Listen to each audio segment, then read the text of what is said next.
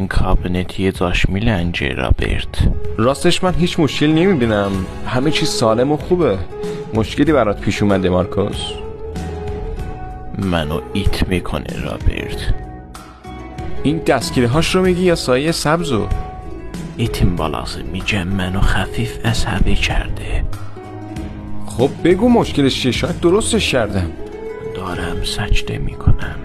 خب ببین باید آرامش رو تا اول حفظ کنی، دیگه آخرشه رابرت. خب ببین وقتی تو عصبی منم عصبیم. خب بیا حلش کنیم دیگه، هیچ مشکلی دیگه با من حرف نزن چه پیاقله.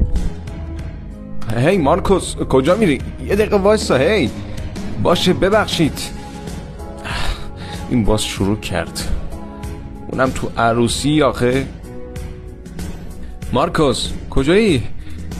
پشت گلا چرا قایم میشی؟ خب میگم یه دقیقه وایسا، میخوام باهات صحبت کنم دیگه. هی فرار میکنی. فریاد نزن خوشم نمیاد. خب باشه ببخشید، بیا درستش کنیم. میدونی چه حساسم.